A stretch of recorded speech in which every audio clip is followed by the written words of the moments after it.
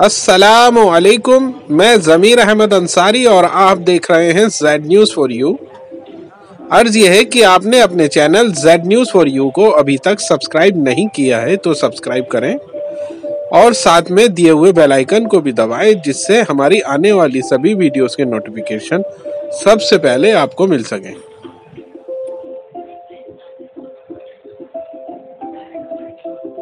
Sharma to please present a plant to Professor Ashutosh Sharma, President, Indian National Science Academy.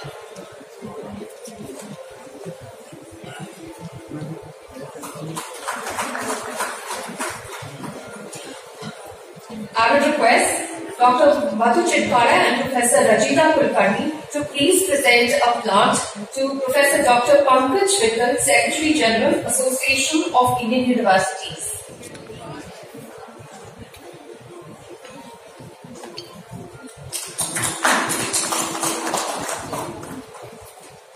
I would request Mr. Neeraj Arora, Assistant General Secretary, ASSOCHAM, to please present a plant to Mr. Sahil Chalana and Mr. Ravi Naik.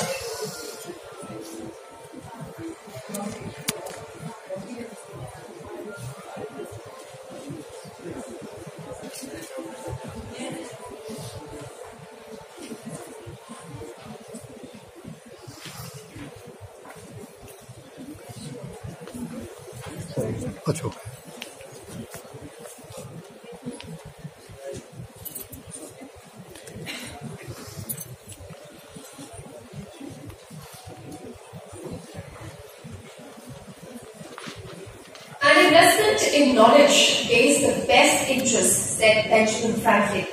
Education is the key part of the society's growth and progress. As India marches on to become a $5 trillion economy, education and skill development hold the key to transforming India's youth population into a competent and efficient workforce who can propel the nation's economic growth. The National Education Policy 2020 aims to eradicate the evils of rote learning from our schools to transform education to become more holistic, analytical and skill-based. The COVID pandemic has shown us that by leveraging digital innovation, we can achieve inclusivity and equitable quality education for students. During the day today, we will be discussing the transformation of India's education system using technology to equip students for critical, creative and innovative thinking suited for the future of work. We would like to thank our sponsors for their support to make this event a success. A big thank you to our knowledge partners, AICTE, National Book Trust, Karnataka State Higher Education Council, EDCIL, our academic partner, Association of Indian Universities, our principal partner, College Dunya, our quality partner, QSIPH, online learning partner, PW Skills, digital campus partner, Call, enterprise risk partner, IRM, education automation partner, Extra Edge, learning partner, Danko Executive Education, e-learning platform partner, AISECT Learn, our legal partner, My Legal Partners, Green Building Certification Program, ASSOCHAM GEM, and all our university partners. I would now like to request Mr. Kumar Shekhar Rajendra, Chairman, Association, National Council, or ASSOCHAM National Council on Education, to please give the welcome address. Please put your hands together and welcome Mr. Shekhar.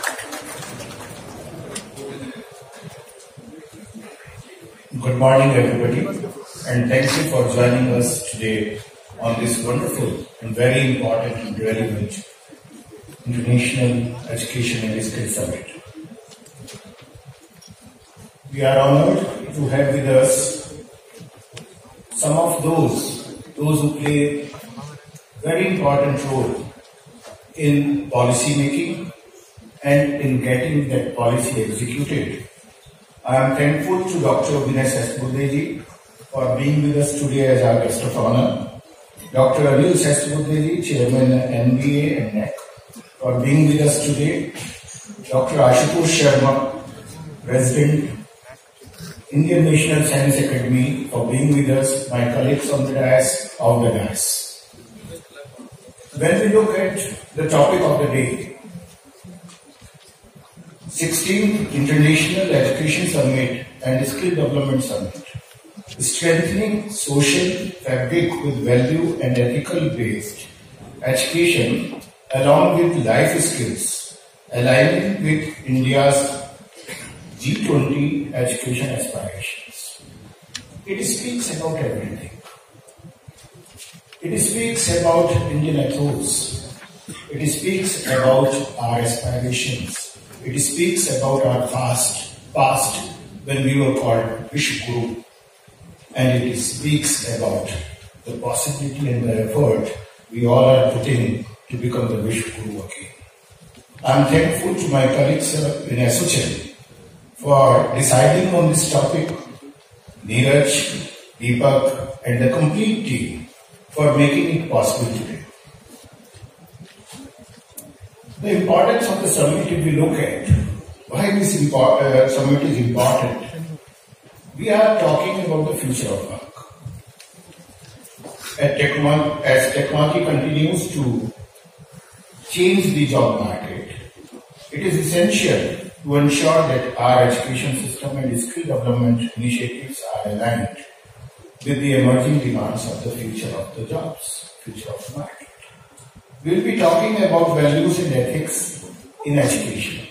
We had always been talking. In some of the years of the past, maybe we forgot about it. But in recent past, we started again talking about the importance of values and ethics of education. We'll be working in the direction. Life skills development. Very important for a country like India. Demographically, we are so rich that we have to ensure that life skills are there. Everybody becomes an asset. Nobody, no young boy or girl of our country is a liability. They are an asset. They are going to empower the world. They are going to change the world. And for that, we have to ensure that life skills and necessary job skills are given to them. They are working and we will be discussing on those important topics today. Technology and inclusivity. Today we cannot talk, we cannot live without technology. We are talking about EdTech, we are talking about ChatGPT, we are talking about AI, we are talking about so many things. And we cannot leave them behind. We cannot close our eyes. We cannot say, okay, we will not use it because our entrance system was such. We have to integrate and we have to make them inclusive in every moment of our life. In the whole journey of our students, right from the day one up to the day they go to the industry for a job, we have to work in the direction. Alignment with India's G20 aspirations. Honorable Prime Minister, in last 1 year, he has spoken so much. He aspires so much. He inspires everybody. That yes, we deserve to be the leader, we had been the leader, and we have to be. Those aspirations can only be fulfilled when all of us will be talking about it, when we all will be working about it. During the day, we will have 3 technical sessions. And one is transforming education for critical, creative, and innovative thinking for the future of work. Wonderful speakers will be there, those who will be sharing their learnings, their thought on this topic. And I am sure that all of us, those who are here today, we will get enlightened, we will learn something, we will be motivated, and we will practice those things in our universities and institutions. Making tech-enabled learning inclusive, qualitative, and collaborative for the education system. Again, a very important topic we will be discussing today. And strategies to strengthen human and institutional capacity for lifelong learning, skilling, reskilling, upskilling, and multi-skilling. All these 3 technical sessions are going to bring a lot of change. When we talk about unskilling, in India we need a lot. Vinay says, Guruji will agree with me. Within our thought process, unskilling is required. We have to forget a lot of things which were told to us again and again and again. and we have to learn new facts, the truth, what is there, what we have to do. What we expect from this summit, and I hope that we will be able to fulfill that. We hope that this summit will enhance collaboration. Many times what is happening that even we are on the same platform, we are having the same mandate, but we are working in isolation.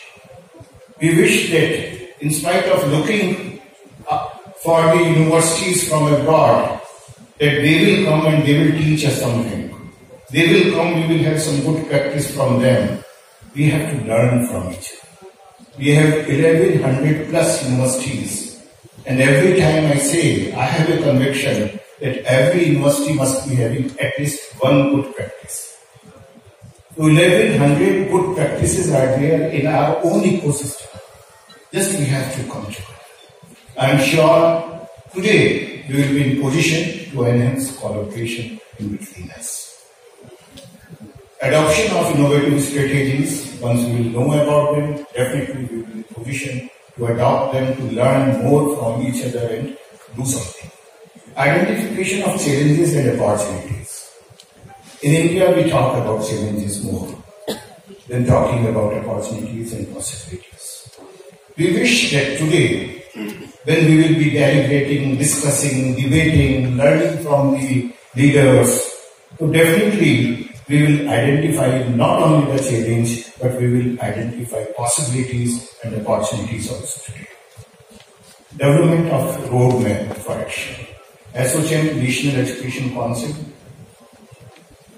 with a wonderful team, is committed to provide a roadmap to the nation as a think tank that what has to be done in near future. We are not only a platform of an industrial body, which is the oldest and largest industrial body of the country with 450,000 plus members. We are being a council on education. We are in process to convert ourselves into a think tank. We wish that we must be in position to provide a roadmap, how industry and academia can come together, how technology can be integrated in our day-to-day life, how we can come together and use those best practices, what we are talking about, what we are having in isolation, how we can integrate ethos, values of Indian culture in our system. So definitely it is going to be that, and the last is it will increase awareness and commitment. With these words, I welcome on behalf of National Education Council on Education of SOCHM, all and everybody sitting in this wonderful hall, and my special thanks to the distinguished leaders of academia, those who are sitting with me on the dais, for sparing time, for being with us, for motivating us, and for ensuring that a white paper, a roadmap will be there with the help of all of you. Thank you very much.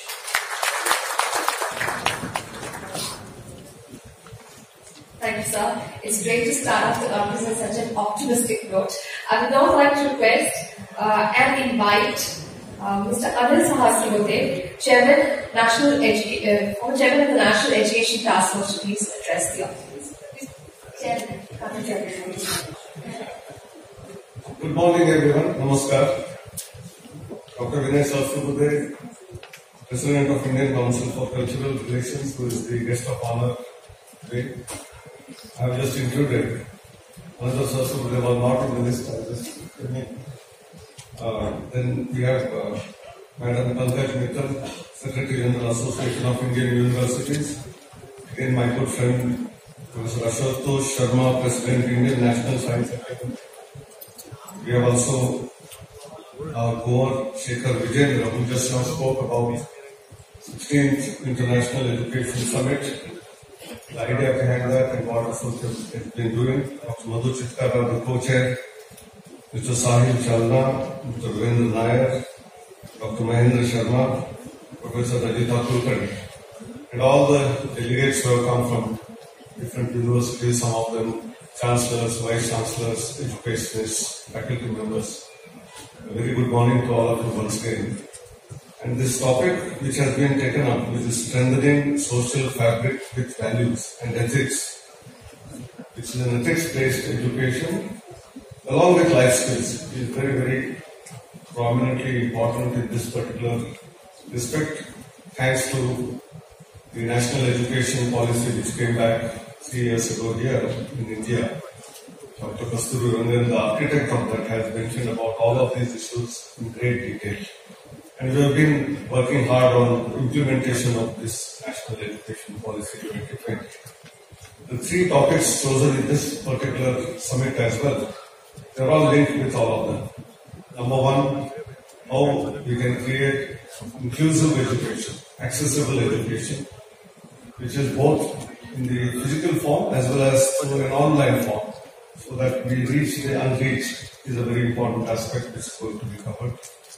We also talk about what is known as skilling, reskilling, upskilling. Whatever is presently being taught to us will become obsolete within no time. And it has been often said that what is taught, especially in engineering schools in the first year, becomes outdated by the time the student graduates after the 4th year. And that's why students have to be trained in technologies which are not known today to solve the problems which are still not arising. And such students have to be prepared for the future. So the work for the future is also one of the important things which have been talked about in one of the sessions. Last but not the least, the most important part is being proud about our Indian heritage. Indian knowledge systems have been created as one of those wings of the Ministry of Education in the ICT, which have been constantly engaging with stakeholders in order to understand what was that rich heritage past that India enjoyed. That is why we were called Vishwaguru. And how we relate that to today's modern world. It's not just be very proud of the heritage, but how it becomes relevant to today's education, today's society, and how we can create our philosophy of Vasudhaiva Kutumbakam known to the whole world. Now, these are the aspects which are also part of this national education system. And that's why several initiatives have been taken by the ministry. I would like to tell about a couple of them, which I am leading right now as National Educational Technology Forum, and also chair of NBA and NAC. We are all aware that all the institutions have to go through a process of accreditation, be it program accreditation through NBA or institutional accreditation through NAC. And there are many times questions raised about the quality of evaluation that is being done, and therefore how technology can enable us in evaluating it in the right manner, number 1. Number 2, there are several agencies which keep seeking the data from institutions at different points of time within the same year, for accreditation, for approval, for ranking, for various other purposes at state level, sometimes at the central level. And almost the same data, around 80 to 90% of the data is asked by different agencies in different formats, and the institutions are required to give it. Naturally, the head of the institution will give this task to different people in the organization. Depending on their understanding, they will put in that data, and many times there is a mismatch between the data given to one agency and the other agency, and a suspicion arises in the minds of those agencies whether the data is truthful. And that's why the concept of one nation, one data has been created. We are going to create a platform which will be available very soon, when each organization, each institution will have to give the data only once in a year. And it is going to be authenticated, validated by a mechanism of crowdsourcing.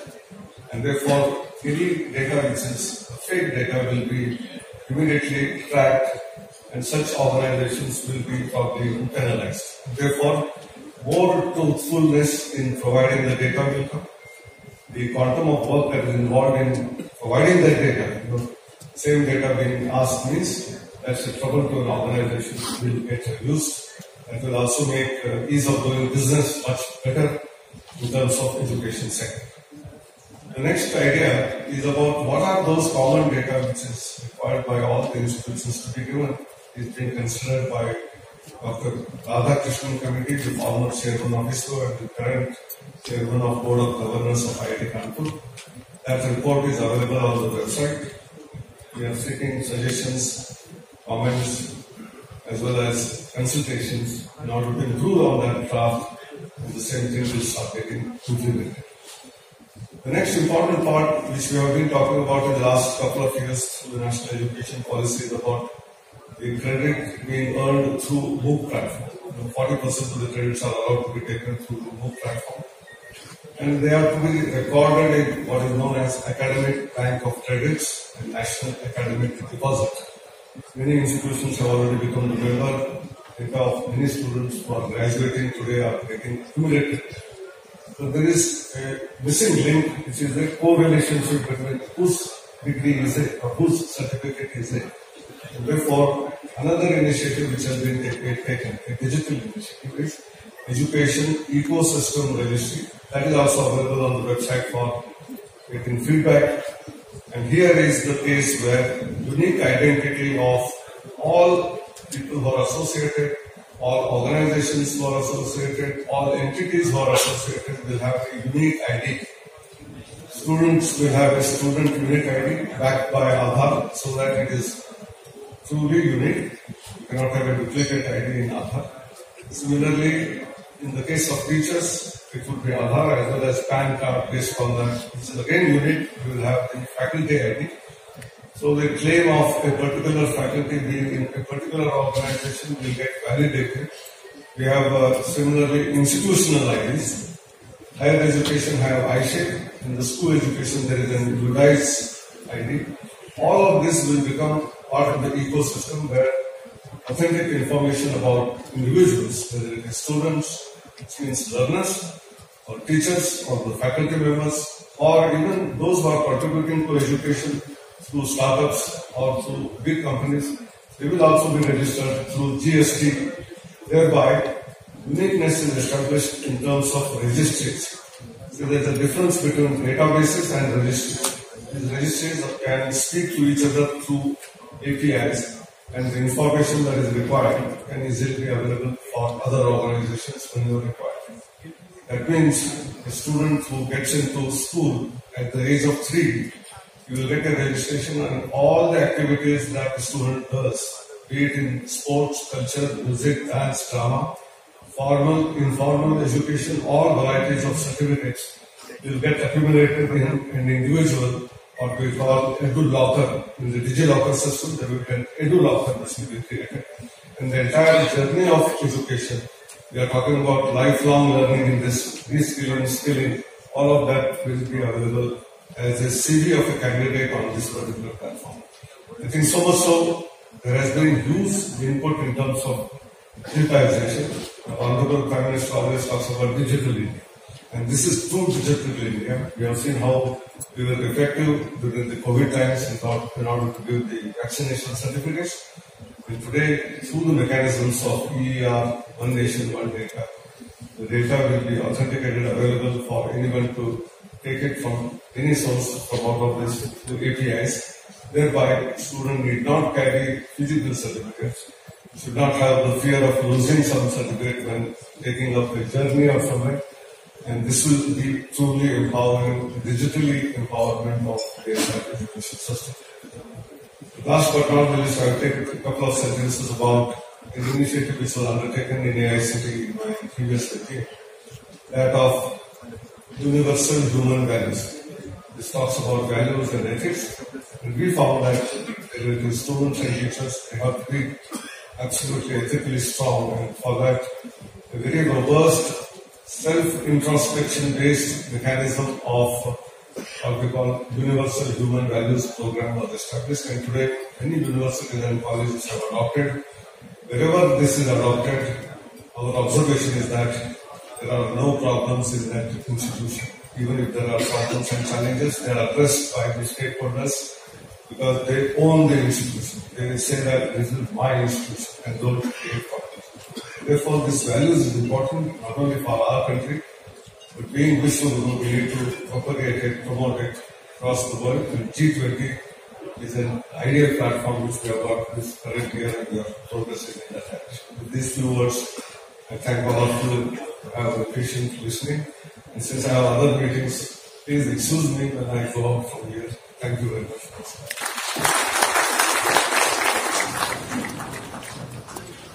Thank you so much, sir, for addressing the audience. I'm sure with the initiatives taken by the government, once we nurture the knowledge economy, we will wish for good results again.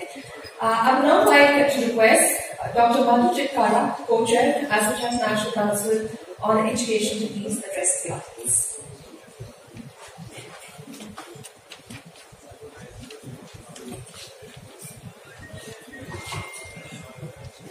All the guests on the dais and all the delegates of the dais. I think it's a great moment for all of us. On behalf of SUJM as a co-chair, I welcome all of you here in this hall. Well said by Saraswati sir and Kumarji that it is a time because everybody is talking about anything. Sir, for the information of all the guests sitting here, when we were thinking of this summit, it took us 3 months to select the topic that where to talk about, what to talk about, because everybody was talking about NEP nowadays and everybody was talking about SDG goals. So when there was a brainstorming session and WhatsApp was made by Neeraj that let us discuss about the topics. And when this topic came in the mind of all the associate members of the education vertical, I think this was so appropriate and it's a need of the hour. First thing, because if I will say something about which is a repetition, I don't want to say that. Luckily, we all from the education and from industry. So this hall is a mix of industry and academia, and it is very important to have the interface of academia and industry. Many edtech companies are sitting here and they are helping us a lot to implement NEP. Sir was saying that there is an ABC which is entered into the system where academic bank of credit is to be done. And it's so good that they have included all the co-curricular activities also as a credit to that. And I was surprised to see that there was a document, and I think you all have read that when the student has done something in NCC or NSS or anything which is connected to the social service, it can be taken as 1 credit or 2 credit into the ABC. And I think now this is a time for all of us, those who are from the universities and the higher education institutes. Let us have a collaboration between us, between each other, where we can have credit in our institution and that can be taken care if the student is going to another institution. For example, from my university going to Kumarji's university or Rajita's university, that credit can be accumulated. And if one course in AI is done in one university, which is doing very well, and one course in ethics or the values is doing very well in another university, the student can do, because MOOCs are there and 40% of that is allowed by UGC. So why not to have one course from one university, student can do that, and that can be accumulated in his ABC. So I think that will be a good thing. So I think we should all take that thing that today we can have a collaboration, we can say the MOUs between the different universities. We are always searching the foreign universities. We say that we have an international collaboration more than 150. We have an international collaboration more than 200. But if you count the collaboration between Indian universities between each other, so they are very less in number. So why not we can, well said by Kumarji, that why not we can learn from 1000 plus universities, one special whatever they are doing, adding into your system. So we will be having 1000 best practices which can be copied and which can be done in our universities. So this is a vision where we thought of this as a topic in SUJM this summit, and we all should take the pledge that we can collaborate each other wherever best practices are used in any of the organization. Let us talk about it let us use that practice in our system so that the best of the practices can be given to more number of students and everybody should be benefited for it. So thank you very much for coming to this summit and making it as a grand success. I think everybody was so enthusiastic about listening to each other, and many good speakers are there. All the 3 sessions, I will request all of you to attend all the sessions. We will have so much of learning listening to all the good speakers. Once again, thank you to all my guests on the dais that they have taken so much of time from their busy schedule and coming here. Thank you once again.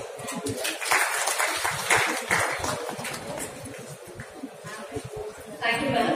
I would now like to request Mr. Sahil Chalana, founder and CEO of College Dunya, to please address the audience. I think Dr. Sastry is in a rush.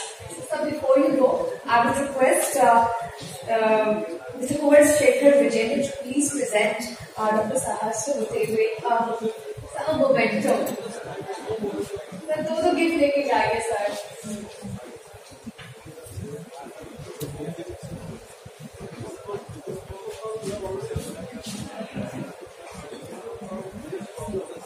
Round of applause for Dr. Sahasra with all the initiatives taken by the government of India to catapult our education system to a new orbit.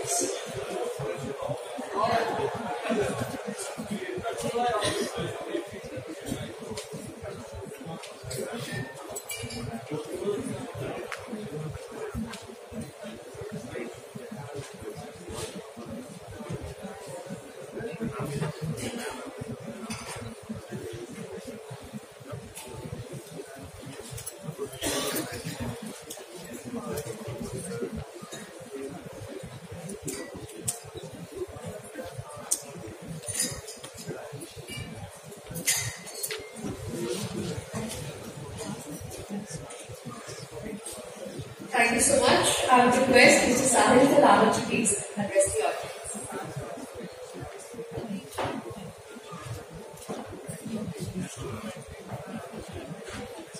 Morning, everyone. So I think Sastry this Sastry left, and all our eminent personalities who have come here to speak in the field of education. It gives me immense pleasure to present, us as Platform College Dunya, what we have done and how it is relevant to education, higher education specific right now and going forward. So College Dunya, we started in 2014 with one simple vision. The vision was to get every student to the college which he deserves.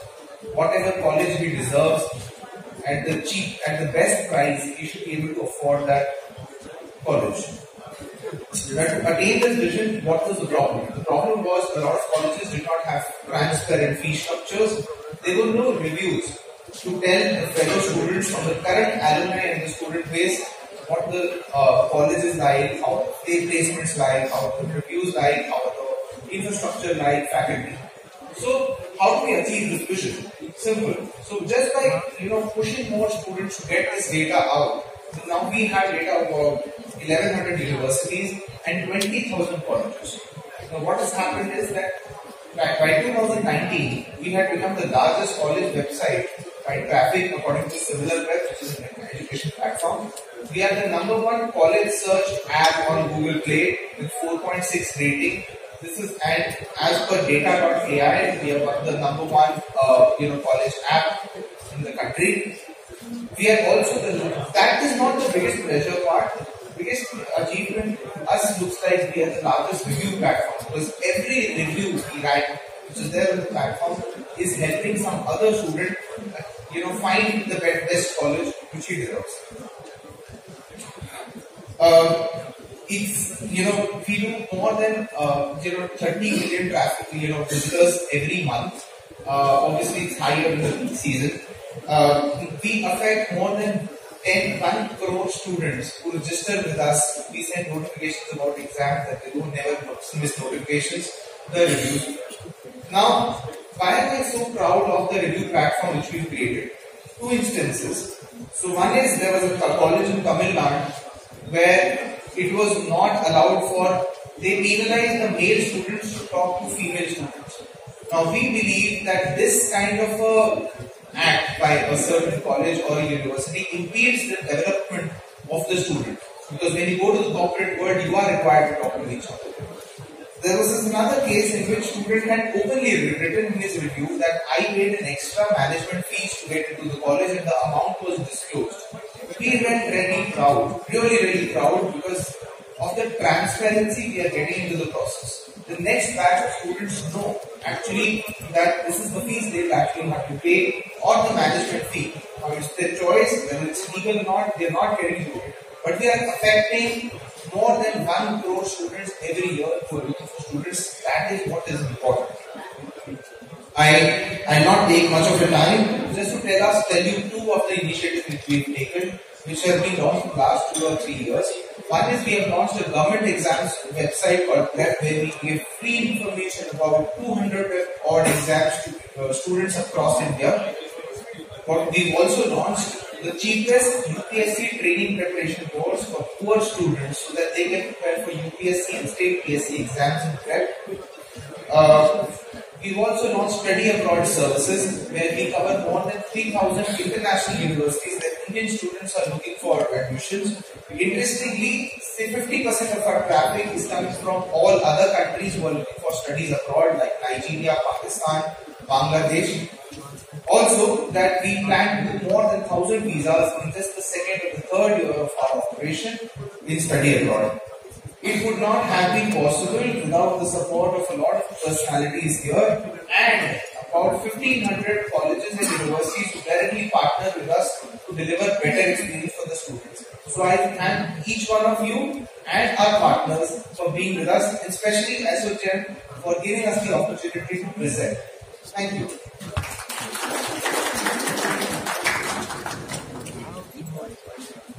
Thank you. I would now like to request Mr. Ravi Nair, COO, QSIH, to address the audience. Please put your hands together, Mr. Ravi Nair.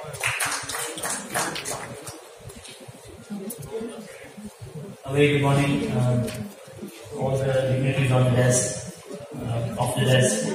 It's a great honor to be here in front of you, addressing representing QSIH at the 16th International Education Leadership and Skill Development Summit by SOCHM National Council on Education, and address such a distinguished gathering of education leaders, industry professionals, and visionaries who are committed to shaping the future of education in our country. This summit certainly, I think, this serves as a platform to envision an education system for excellence that is aligned with India's G20 aspirations. It is crucial to acknowledge the vital role that the values and ethics-based education plays in strengthening the social fabric of our society. Education goes beyond academic knowledge. It is the cornerstone for character development, instilling in individuals a sense of integrity, empathy, and respect for others. By integrating these values, education system, we nurture responsible citizens who contribute positively towards the communities and uphold the principles of justice and equality. Alongside value-based education, we must also focus on equipping students with life skills that empower them to navigate the complexities of the modern world.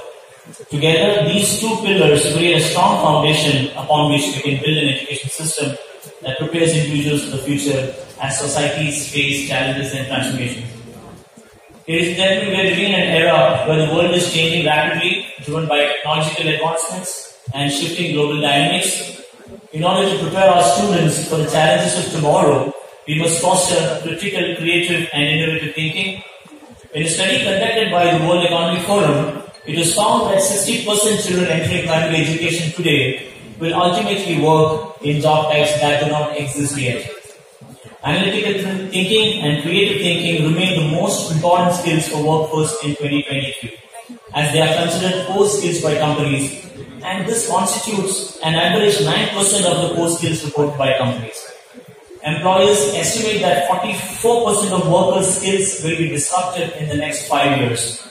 Cognitive skills are reported to be growing in importance most quickly, reflecting the increasing importance of a complex problem solving required in the workplace.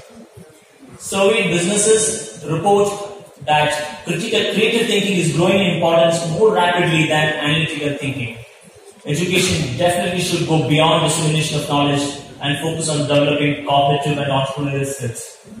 By nurturing these abilities, we can empower our students to thrive in an ever-changing landscape. Furthermore, integration of technology in education is no longer an option but a necessity, as we all know. Tech-enabled learning holds tremendous potential to make education inclusive, qualitative, and collaborative. It encourages collaboration between students, teachers, institutions, fostering a culture of continuous learning and growth. In fact, a survey conducted by the Organization for Economic Cooperation and Development, OECD, revealed that countries with higher level of technology integration in education consistently outperformed others in student achievement. By embracing technology, we can create an education system that ensures equal opportunities for all learners. However, we all know the challenges that we face, and to achieve these goals without addressing the crucial need to strengthen the human and institutional capacity for lifelong learning, it is very difficult. According to the World Economic Forum, by 2025, more than half of all employees will require significant reskilling and upskilling due to the rapid development of automation and artificial intelligence. 6 in 10 workers will require training before 2027. But the reality is, only half of the workers are seen to have access to adequate training opportunities today. The highest priority for skills training from 2023 to 2027 is analytical thinking, which is set to account for 10% of the training initiatives. The second priority for workforce development is to promote creative thinking, which will be subject of 8% of upskilling initiatives. Technological literacy is the third fastest growing skill, as over 97 million new roles may emerge that are more adapted to the new division of labor between humans, machines, and algorithms.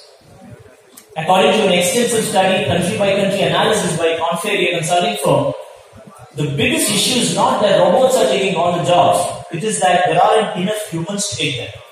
The study suggests that more than 85 million jobs could go unfilled because there aren't enough skilled people to take them.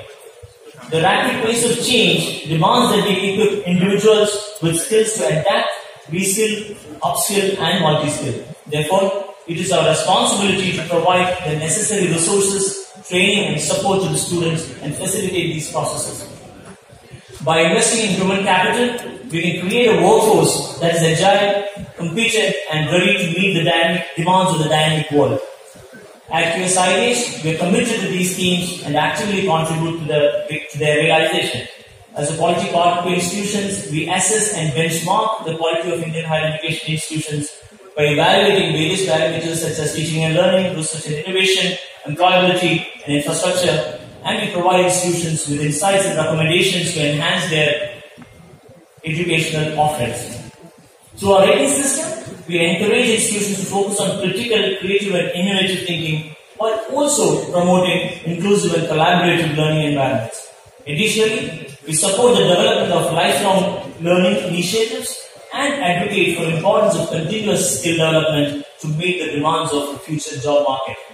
Ladies and gentlemen, as we embark on this journey of envisioning an education system for excellence, it is important to remember that our collective efforts are crucial to bringing about meaningful change.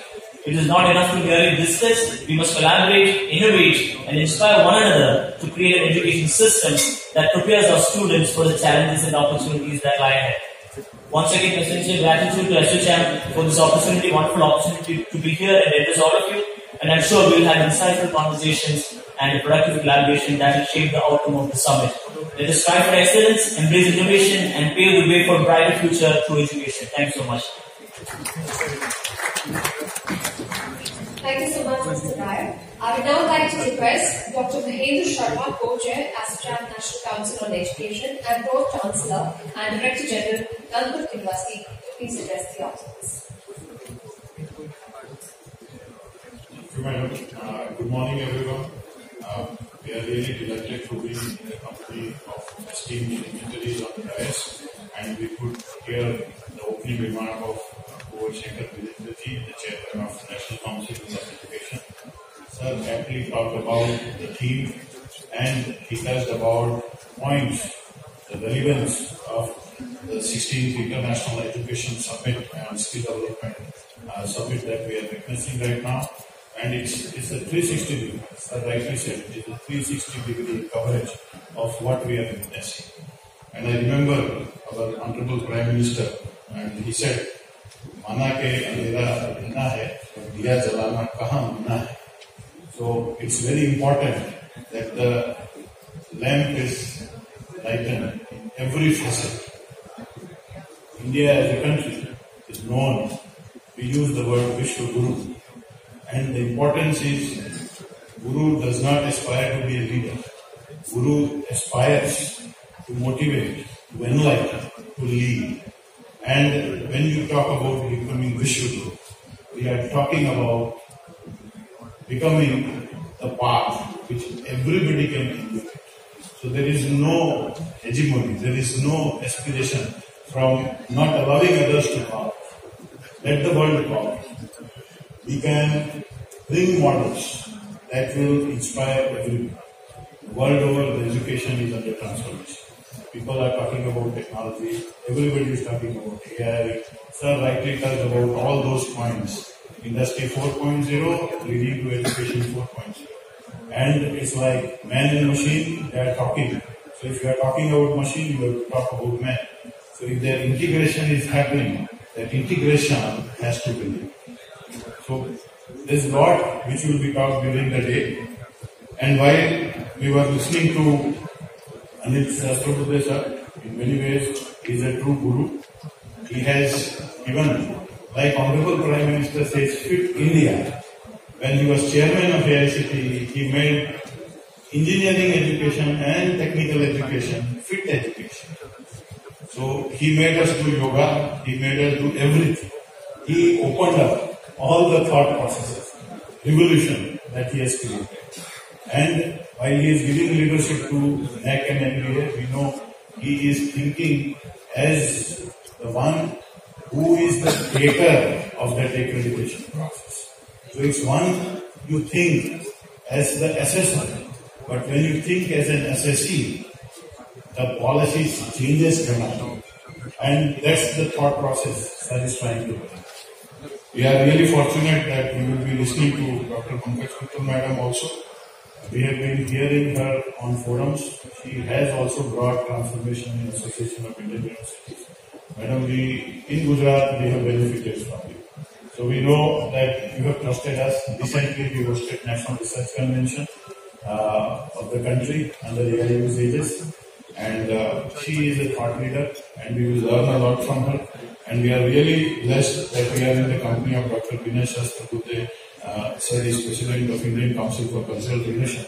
I hope one day ICCR will also look at self-finance institutions big time and would try to allow students coming to the university. I hope I am not going extra mile on that.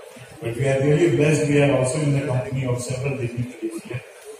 And whenever I think, because I come from the hometown of Honorable Prime Minister Narendra Modi, I am the only university there, and I have been blessed with several of his initiatives. I use his quotes just to drive what's happening.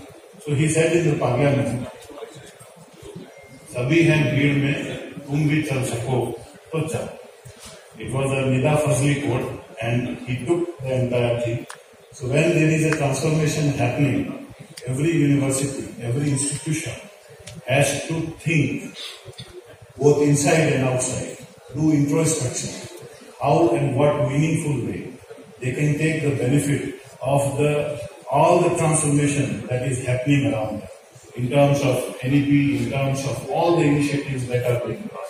It is you, a la carte is there, you pick up, how would you like to do it? How would you like to do it? I will simply give one case study and put an end to what I am talking about. When everything was talked about, we started a concept called Namo Panchkriya. Now you will say, what is this Namo Panchkriya? Every student, when we say student first, is our priority as an education.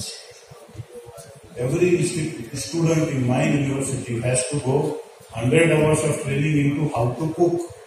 That is the kitchen. Because you cannot be healthy and fit and think straight if you don't know how to cook.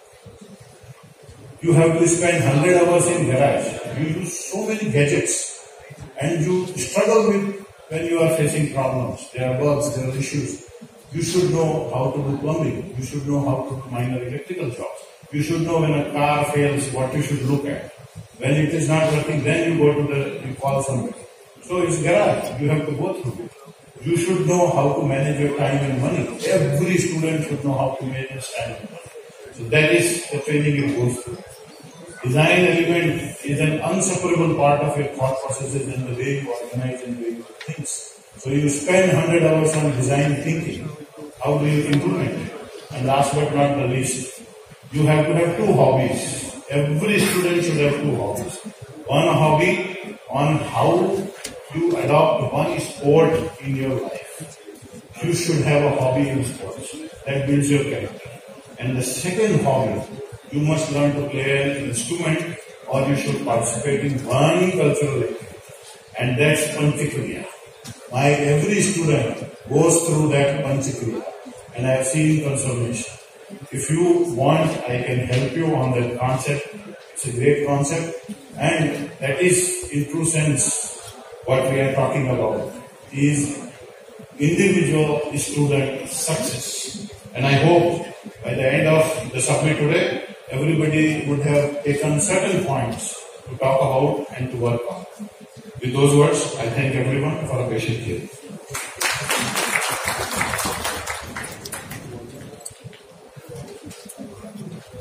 Thank you, sir. And all students should learn some life skills, and in college, in school, that is a great initiative taken by your university. I would now like to request Dr. Vinay P. Sahasrabudhe, the President Indian Council for Cultural Relations, ICCR, to please address the audience. Please put your hands together and welcome Dr. Sahasrabudhe.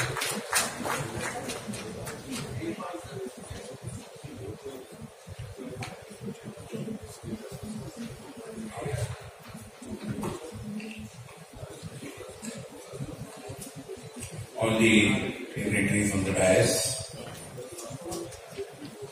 I am not taking all the names because the dais is full of dignitaries and all of them are very respectable. My pranams to them and to all of you in the audience as well.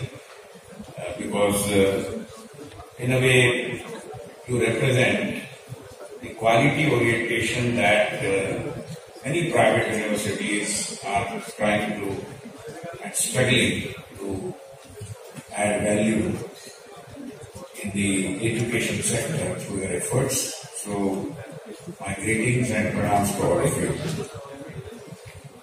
Let me also thank Association for having invited me and allowing me to address you, share my thoughts, my ideas with you. As it happens, many times I wonder whether we really have to have this dichotomy between education and skills. Because education, and in our country and world over, there has been a debate about the purpose of education. Whether it is just pursuit of knowledge or pursuit of acquiring employability status. And I believe at some point of time, this kind of a debate might be very relevant.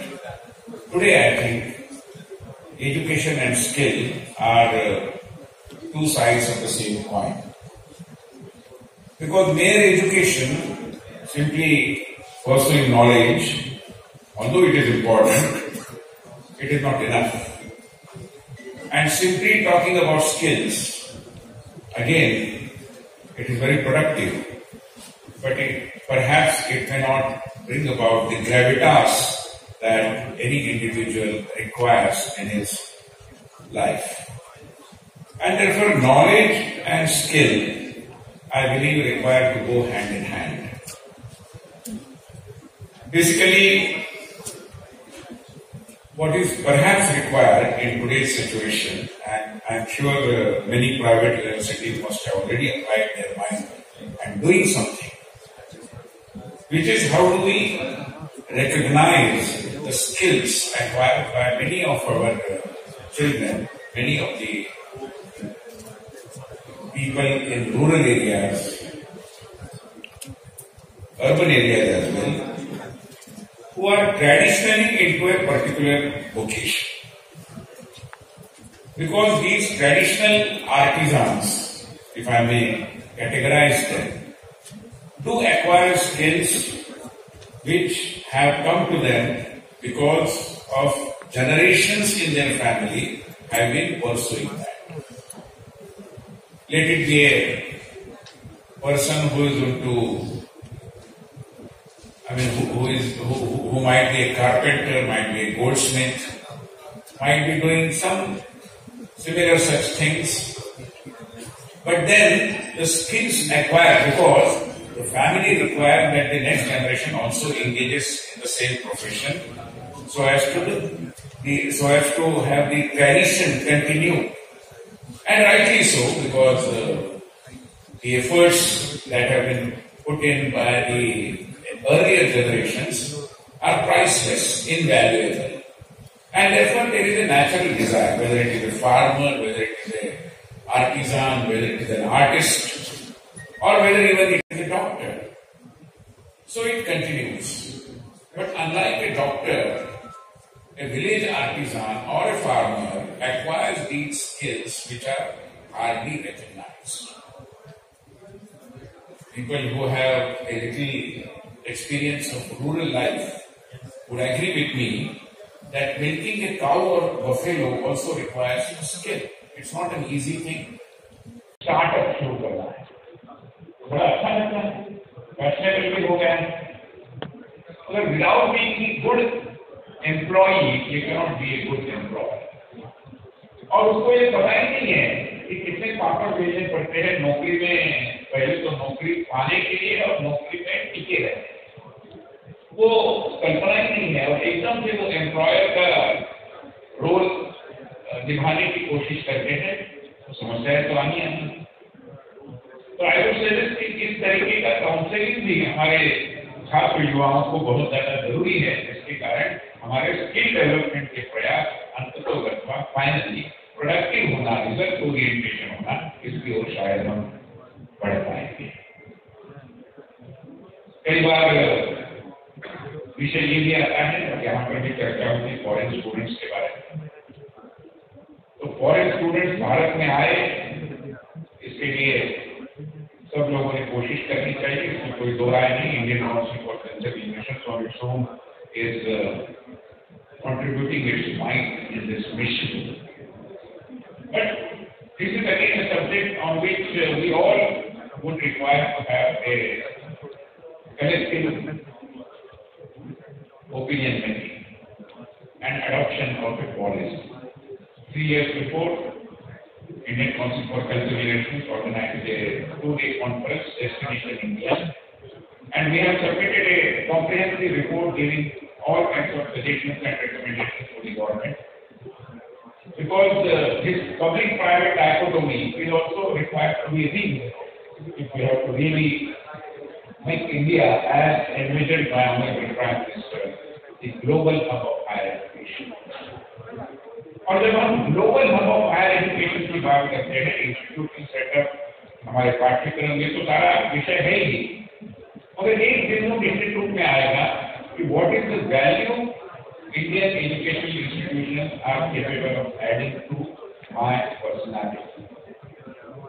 And unless and until we realize that we can add value in a very significant manner, without that, I believe attracting foreign students will continue to be a challenge. There are many students who come under the ICCR scholarship. I was trying to have a dialogue with some African students. तो मैंने उनको पूछा कि आपके देश में जब विदेश में जाकर पढ़ने की बात आती है, तो what are the countries that are normally preferred? इसको हर कोई इमेजिन कर सकता है. तो उन्होंने भी बोला कि वही यूरोप की, अमेरिका की बात आती है, टोक्यो जापान जाना चाहते हैं.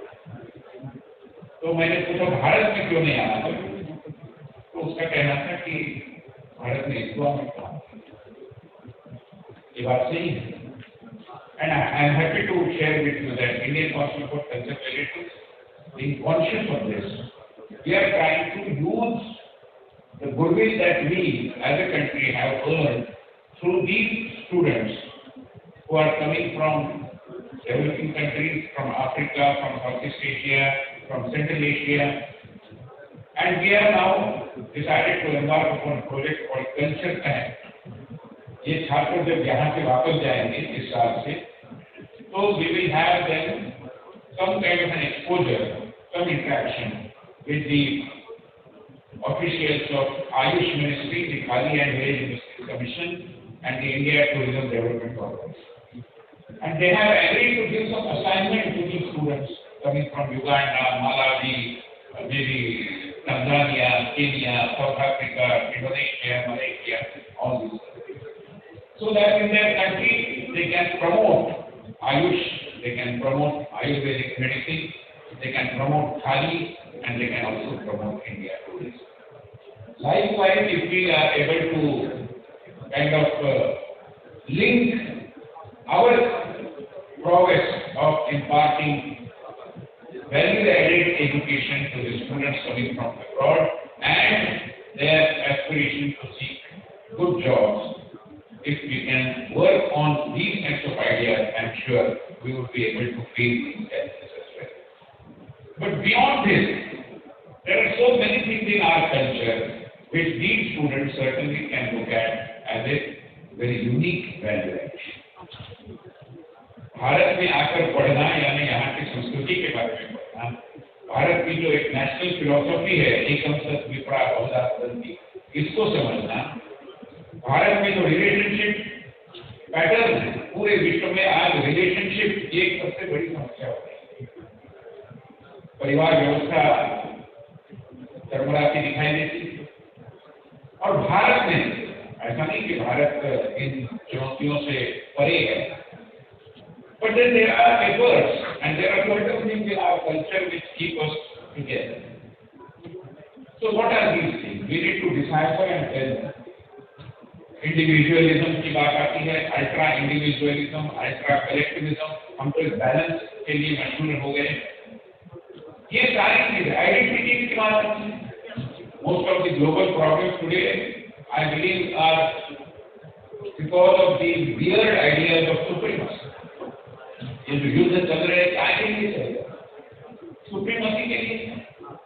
हम इन सारों से एक दूसरे से अलिप्त है, उसके परे है, because of our national philosophy, because of our culture, because of our values. But until we consciously recognize them as a part of our traditional Indian knowledge, we will not be able to impart them in a very effective manner to the foreign students. If we do that, I am sure we can do wonders, and the private universities would also be able to attract foreign students.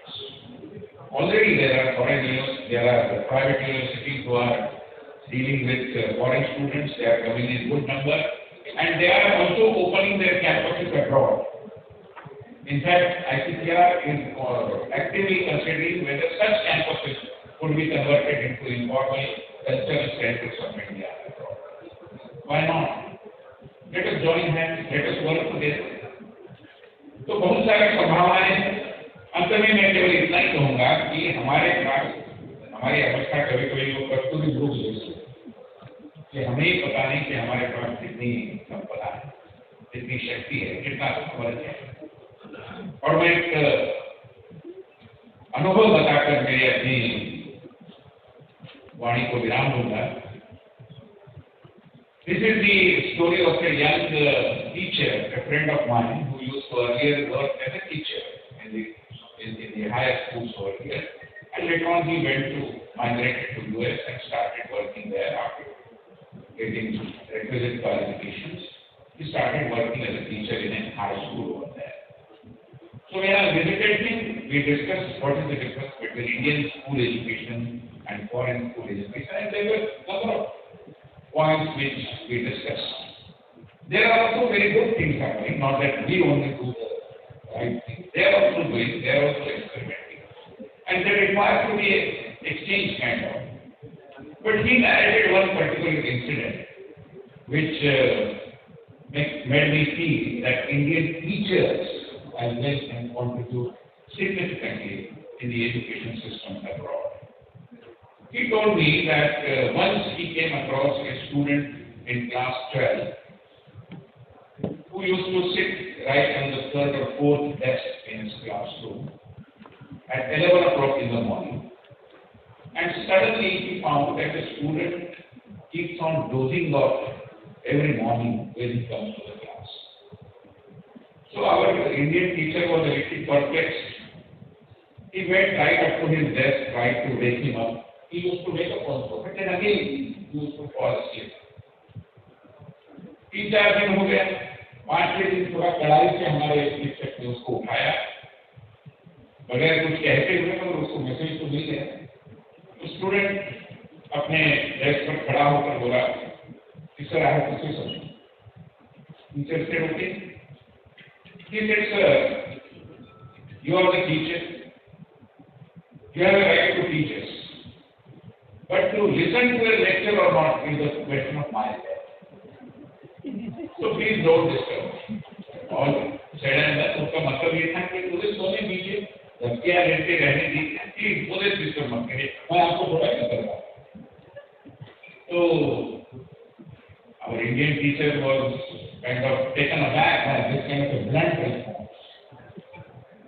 मगर उसके मन में ये जिज्ञासा थी कि ये क्यों सुनता है, इतना अच्छा होनहार दिमागदार लड़का है, why all of a sudden he has started dozing off in the class at 11 o'clock in the morning.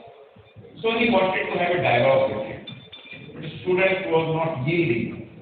वहाँ पर प्राइवेसी की कल्पना होती है, इसको भी थोड़ा संकोच, मगर उसने बहुत कोशिश की। Finally, the student said, "Okay, sir, we will have a cup of tea." तो फिर चाय पीते चाय पे चर्चा करते समय इस छात्र ने अध्यापक को कहा कि sir, there is some problem in my family. My mother has now brought a new father for me in our family.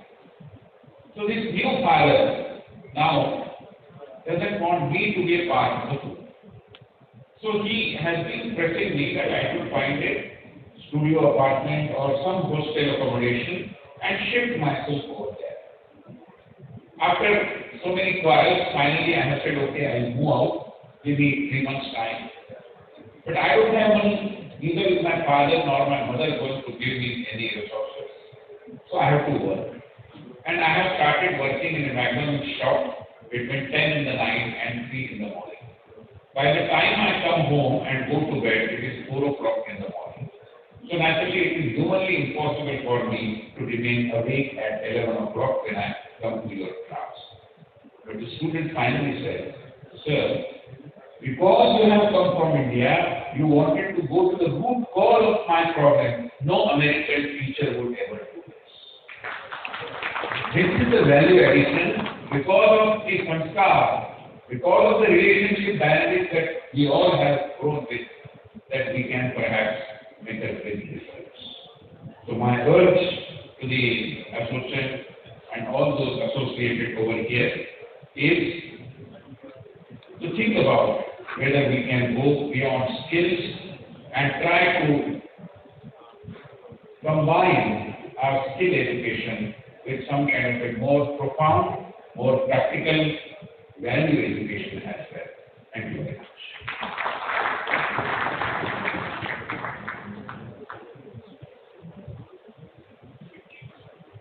Thank you, sir. I would now like to request Professor Ashutosh Sharma, President, Indian National Science Academy, to please address the audience.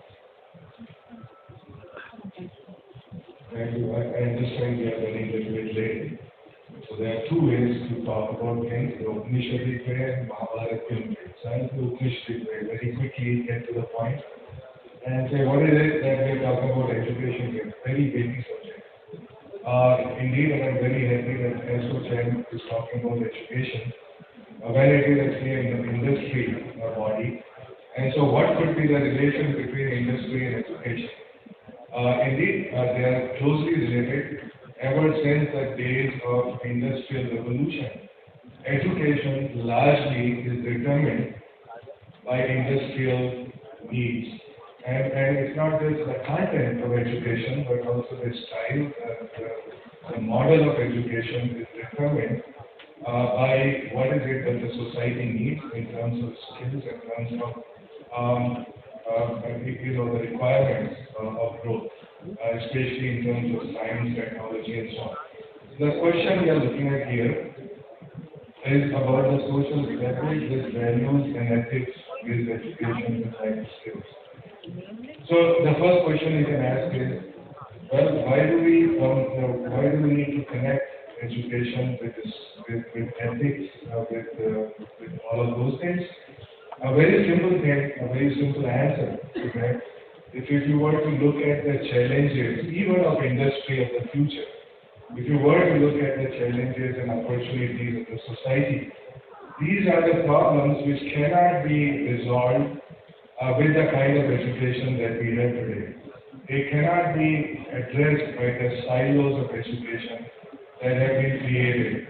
So now if you were to look at, for example, NEP 2020, the dialogue which is the world over about the merits of being interdisciplinary, the merits of being multidisciplinary, the merits of being out of disciplinary, transdisciplinary, no disciplinary. There are a whole lot of dialogue which goes on along these points.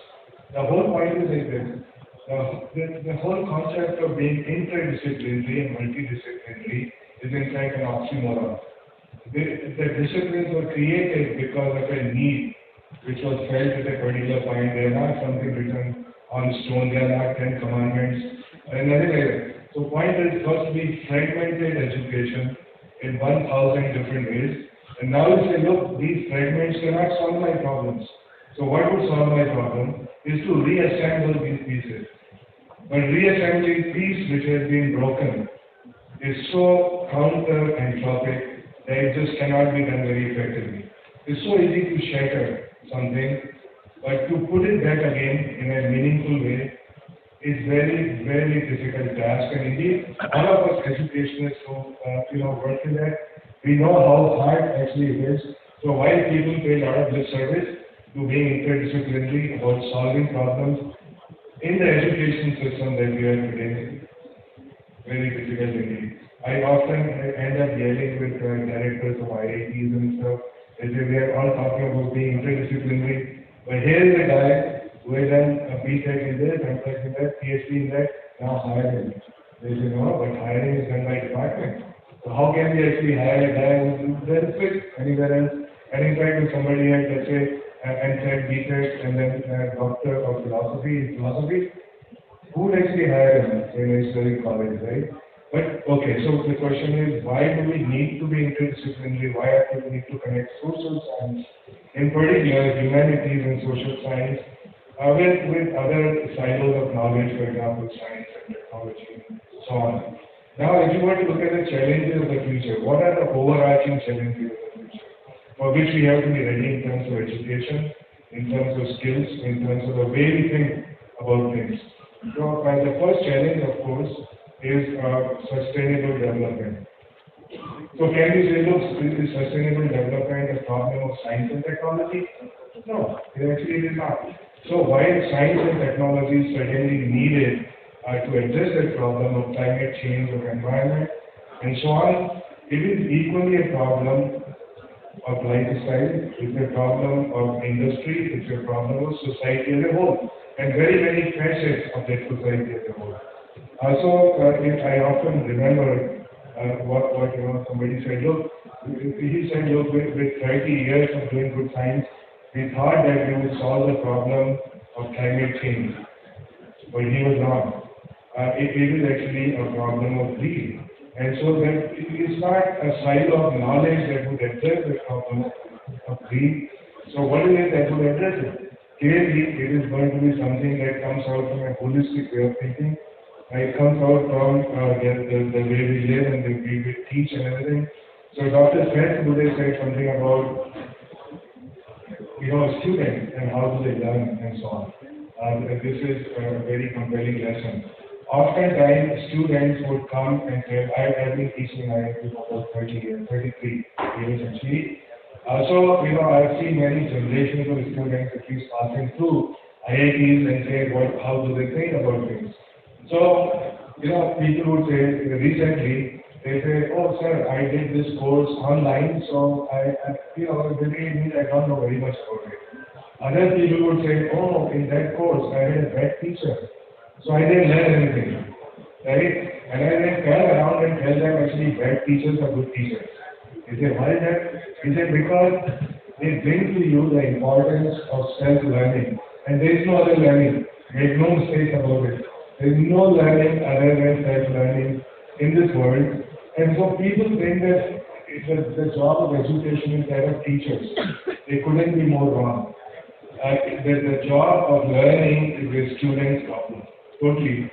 And I think we have forgotten that responsibility somehow. Parents start saying, hey, I will take some responsibility for your learning.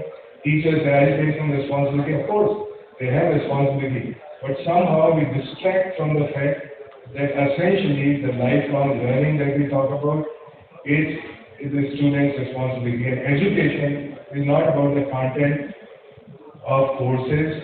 Of course, about 20% importance is the content of courses.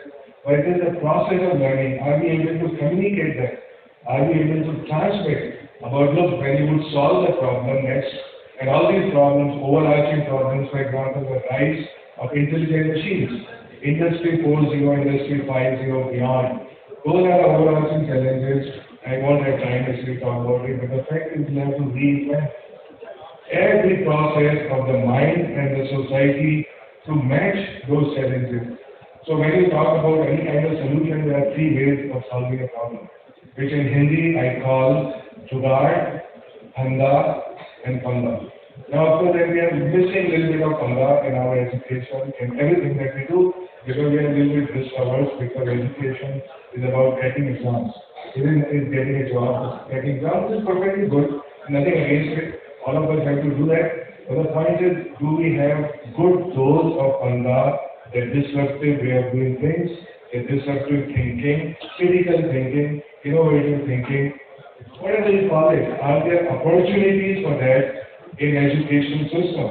And I really don't think that there is very much of it, because when it is exam-centric, look at all the IIT exams, now we have to correct what is this ABCD, right? So take one of the questions and you get lucky, then you get in there.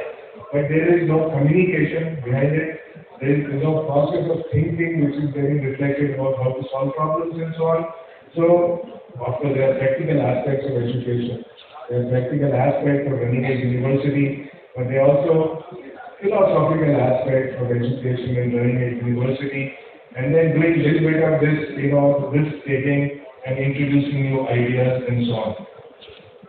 I will conclude by saying that whole lot of education, indeed, not only education, research, everything that we do, whole lot of it is actually cultural. And so this is something we don't talk about. Every time I go somewhere, people say, hey, why don't we have Nobel Prize? Why are we not leaders? Why are we followers? Why are we not profound? Why are we incremental? The answer to all these questions is not in our IQ. It is not in our training. It is not in all the things that we think we should be doing better. It is actually in our culture. So those roots are much deeper than I'm so happy that Dr. said we have a culture, right? So culture. How do we focus on culture? What are these cultural aspects? So when we talk about education, let's say, and we talk about innovation, most people don't know what innovation actually means. So they confuse it with invention or discovery. Invention and discovery happens because we produce new knowledge or we transmit knowledge. Innovation actually has nothing to do with producing new knowledge. It is about using the knowledge to produce new opportunities or socio-economic opportunities. So use knowledge to produce new opportunities, then we make use of this money to produce new knowledge, and this is what universities do. But at the same time, universities also transmit innovation, not just invention, not just transmit passive knowledge, but can we convert that knowledge into opportunities? What are the mechanisms for doing that? So oftentimes we go a little bit missing in our education about people are thinking this knowledge is for me to get a job, but not to produce new opportunities using that knowledge. The question is, we may know how to create knowledge, but we don't know how to consume knowledge. And that consuming knowledge has to be a very integral part of our education in order to be able to do that. Okay, so I conclude by saying the cultural aspects. For example, as we have been talking about Atmanirbharta, we are talking about Atmanirbhar Bharat. Of course, that Atmanirbharta goes across every activity, whether it is education, whether it's about research, it's about everything that we do. But what are the cultural pillars of that Atmanirbharta? And I have often asked this question, and when I have dialogue with students and educationists and everybody else, they say, look, if you don't have Atmavishwas, it's not our students are not lacking in IQ, in training, and everything else. So what is it? There is somewhat a little bit lacking in Atmavishwas. So you can see that every conference, by the way. So if you were to look at there is a lot of crowd, you would see that the skin color of the person at the center may be a little bit different. Okay, so it is about Atmavishwas, it's about Atmasamman, it is about Atmachintan. So Atmachintan is not about Chinta, of course, it is a dispassionate, evidence-based analysis of who we are, where we are, and where we want to be. So all of that has to be an integral part of education, the cultural aspect, and so important to produce leaders and not just followers who would be happy with incremental changes. That is what I said, Dhanda. So Dhanda is an incremental change, 2% increase, 5% increase next year. And of course, 80% of society must be Dhanda, which is a stable way of progressing, of growth.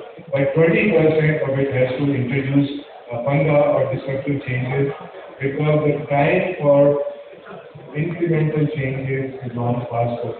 And before we know it, the challenges that are going to hit us are of such high magnitude, if you would, that if we are not ready for it as a society, then there would be a price to pay for it. Right?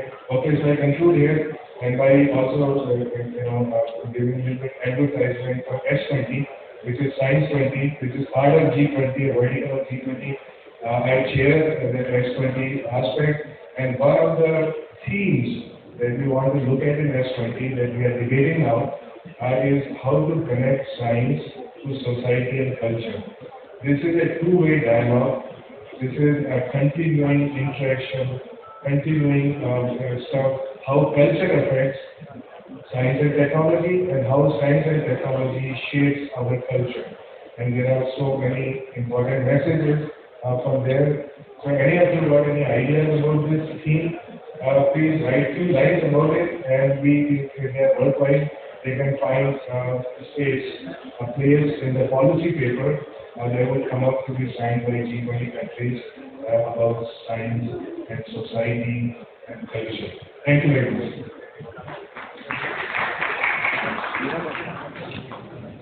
Thank you, sir. Dr. Thomas today has to be on his way, so I request Mr. Kumar Sheikh Meditative, please present Dr. Thomas today with momentum for coming here and sharing the medical knowledge with them.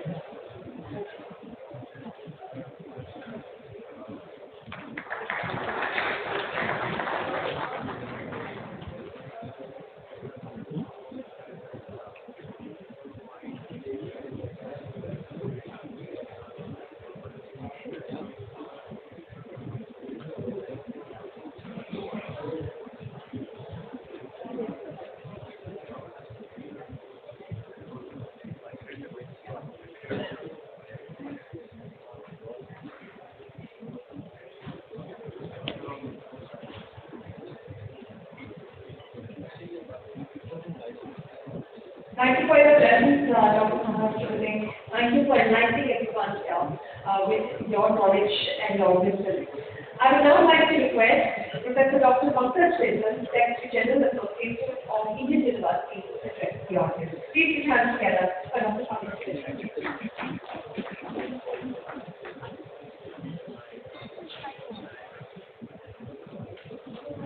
Very quickly to the dais, off the dais. A very good afternoon to all of you. The problem with so many speakers is कि जो audience में होते हैं वो देखते रहते हैं कितने बचे their according to कितने लोगों को सुनना पड़ेगा. So I don't want to be very and may not be very lengthy lecture. I will be very brief. So first of all, thanks to Association for inviting me and giving me the opportunity to interact with all of you. So, when we are talking of transformation education, I think the themes which you have, transforming education, seconding on education, skilling. So, I was just thinking, sitting there and listening to all the speakers, and that is really the last year that mostly everything has been said. So, I was thinking that what are the aspirations of the student today? What does the student want?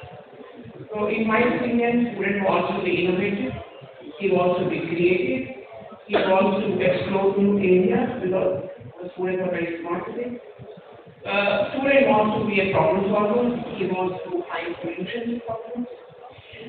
Now the student wants to work in a teamwork. I mean, they are recognizing the importance of teamwork and they also eventually want to become a team leader. The students want to take a risk.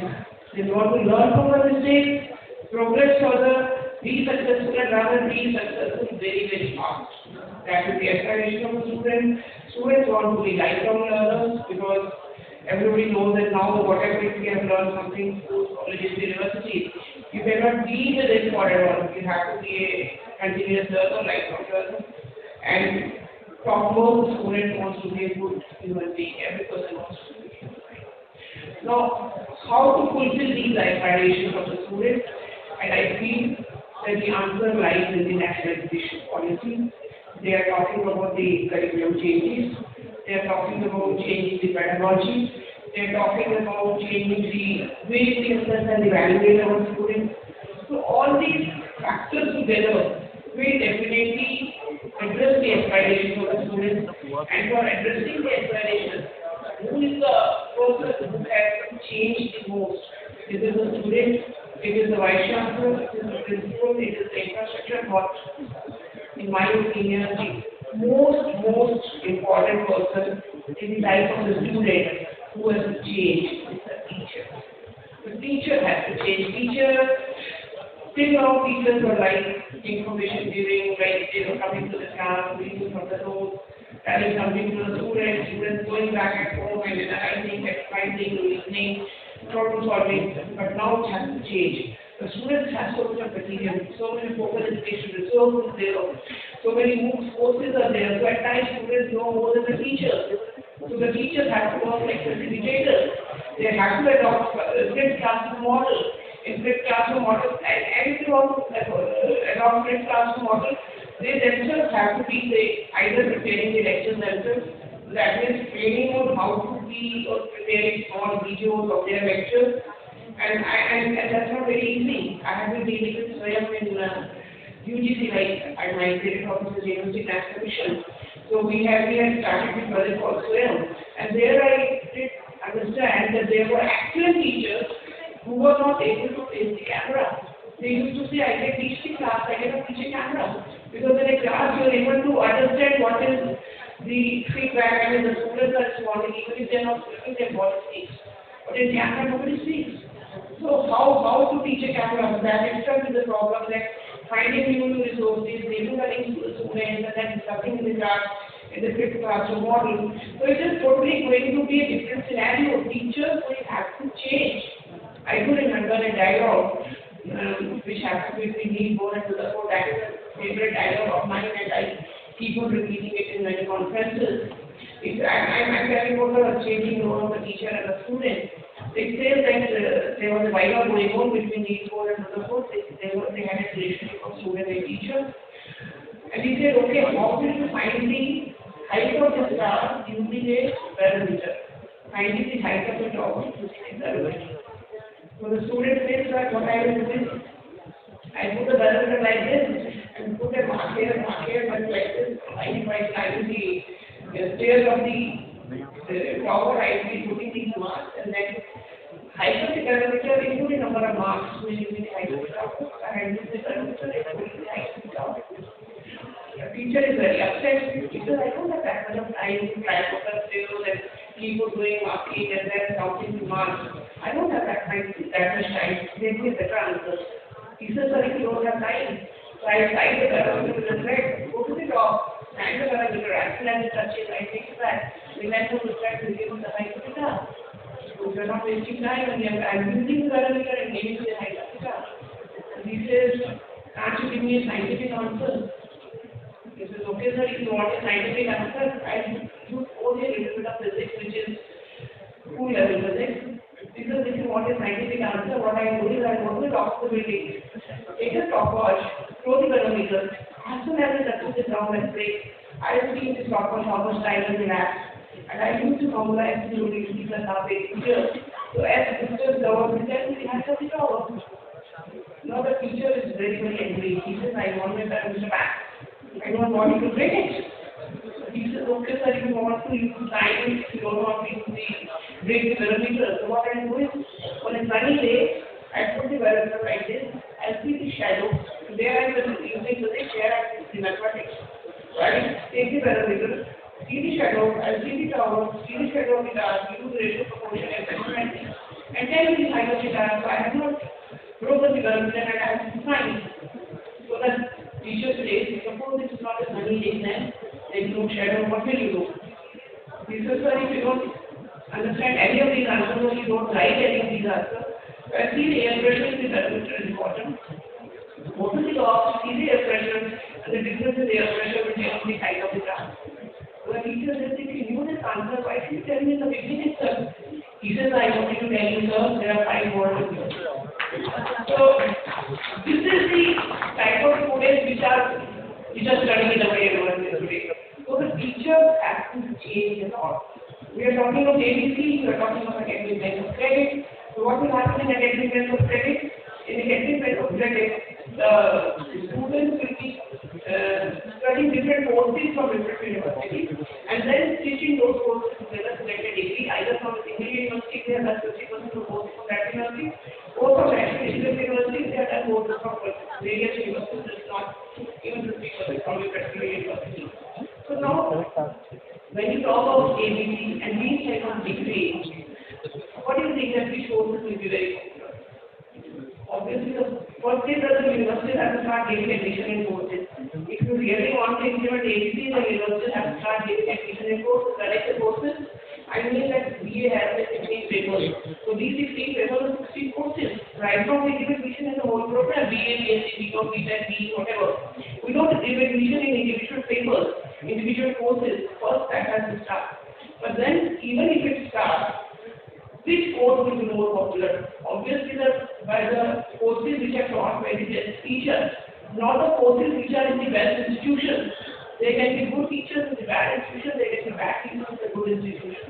So obviously, those courses will be popular, which are taught by the best teachers. There will be a lot of demand, and the demand will be such that the course will be known by the name of the teacher, which happens in anything in the foreign countries. The courses are known by the name of the teacher who is teaching it. So therefore, if the university wants to assess the performance of the teacher, the most easiest way will be the demand for the course which that particular teacher is teaching. So what the teachers will be doing, he was talking about organized instructive thing. So I think if business instruction is going to happen in the appointment of teachers. Now, if you remember, Lata Mangeshkar, who is no more right now, but once upon a time she used to get a monthly salary. And she used to think songs based on that monthly salary. But can you not think of it even a small time actors work on a monthly basis? They say, I take money from wife or episode wife or business wife or whatever. But they don't want to work on a monthly salary.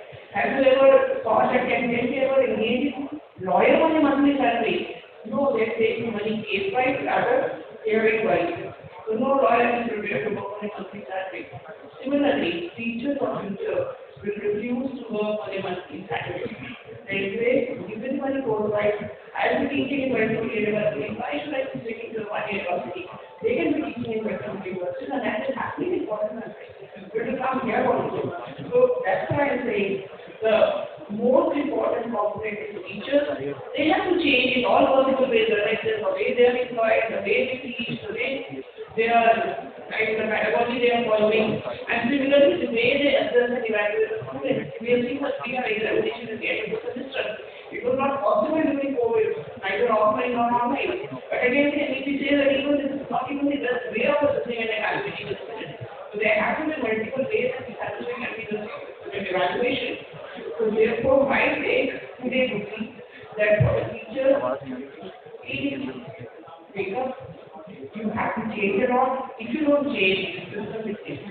Because technology replace teachers. Technology cannot replace teachers. But technology will certainly replace teachers who do not know technology. But technology is something which will be very, very important. We are talking about ChatGPT, we are talking about artificial intelligence, we are talking about IoT, we are talking about robotics, we are talking about AR, VR, drones, so many things. But without technology, the teachers will not be able to teach in futures. When we talk of adaptive learning, if we talk of personalized learning, if we talk of learning in which I will say the talk of interaction and the talk of collaboration.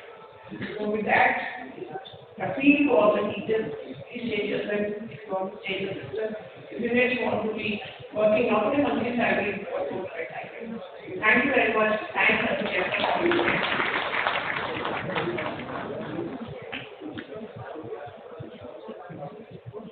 Thank you, ma'am. I would now like to request Professor Rajita Kulkarni, Co-Chair at the National Council on Education and Friends and Sri University, to address the audience. And if it's all to remain seated, we will not be having a break in this session of the day. And it's over to you, ma'am.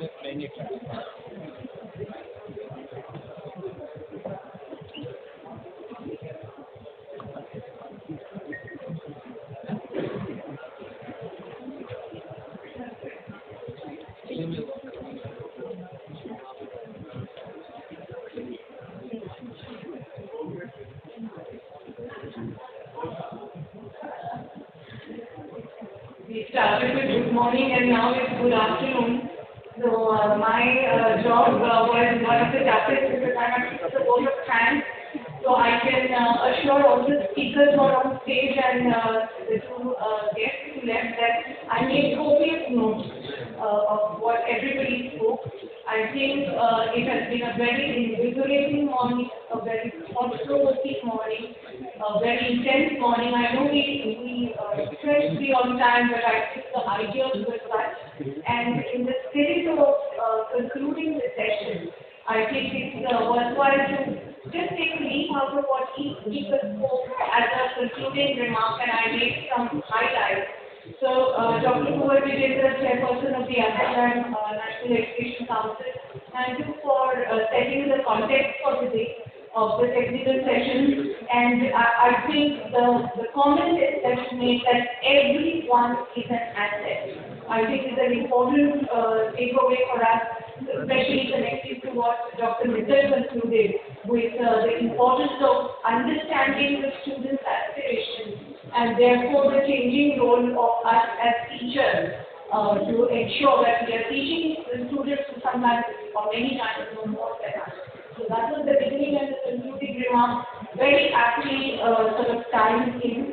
And the idea that the 1,000+ universities that we are in India, how can we leverage our best practices? And I think I would like to congratulate the entire Assam Education Council team, not just here and there, but across the country, because I think that is the direction in which we are moving, and facilitating it, and events like this and summits like this are an important step in that direction. Dr. Anil Sastry, of course, spoke a lot about what he did in his previous role and in his current role. And I think the idea of one nation, one data, I see many of my colleagues here and all of us were nodding when we spoke about how we have to supply multiple types of data in different formats to different agencies. And I think that will take out a lot of the wax out of the bureaucracy, education ecosystem registry.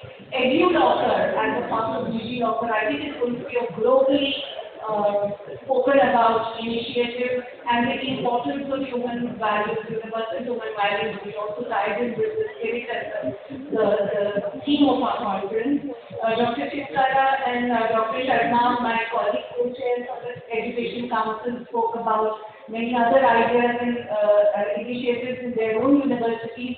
Panchakriya, what you are doing, ma'am, in the field of technology and other fields, we heard about that. Sahil, this morning, Madhu ma'am was saying that Sahil Chalana knows more about our university than we know ourselves, And Sahil, you have created a platform which has democratized information for students and made it so transparent. And I think that's a huge contribution to students. And what you have started now of the UPSC sort of affordable prep courses and government exams, website, etc., very innovative initiatives. Ravin, you are pushing the envelope and pushing all of us by your ever stretched benchmark on ranking and every spirit of collaboration you're picking us against each other, which is good because that helps us keep elevating ourselves. And you spoke about how we need to strive for excellence and embrace innovation. Thank you for all the great data that you shared and therefore the importance of cognitive skills, empathy, compassion, because hopefully for some more time that you cannot replicate or replace that in us.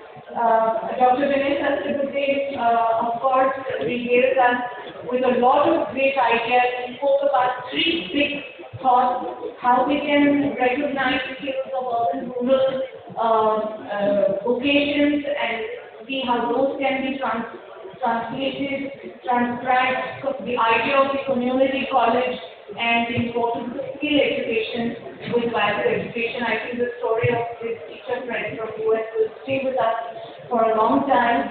Dr. Sharma, you took us straight to Upanishads.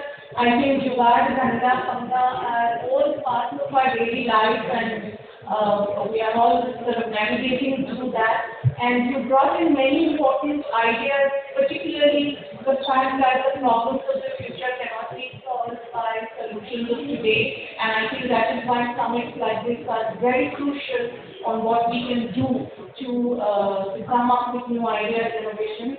Dr. Mittal, I am beyond inspired that you can remember all 5 solutions of that barometer story which you told. It's fascinating, and I think that is the quintessence of how rapidly our education field is disrupting, not just in India but around the world, and keeping the student at the center core of our life. I think it's so crucial for all of us as educators. So an inspiring morning, a little late, but great to see this fabulous gathering here. I'm looking forward to a great day of reflection, interaction, collaboration, and ideas. And big thanks to the AFRICHAM team, Neeraj ji, Deepak ji, the entire team, and also the wonderful moderator of the morning session. Big thanks for you for conducting this so very well. Thank you. Thank you, ma'am. I would now like to request Mr. Sahil Chalana, Founder and CEO, Auditorium, please present our mentor, Professor Pankaj Mittal, Secretary General of Association of Indian Universities.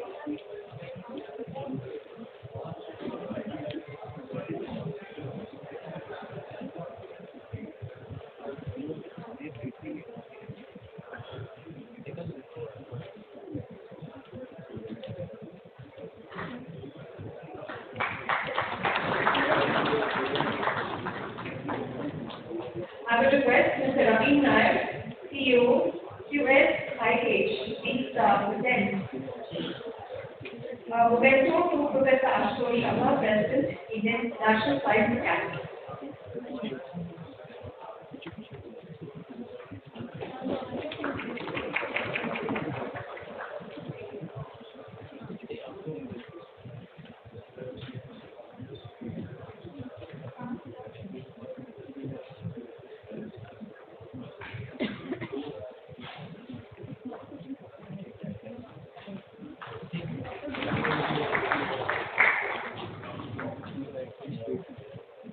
A big round of applause for all our speakers on stage. Thank you for sharing with us your knowledge, your wisdom, your anecdotes, and all the stories that you have announced to us on how the student-teacher interactions happen in the course. Thank you all for joining us.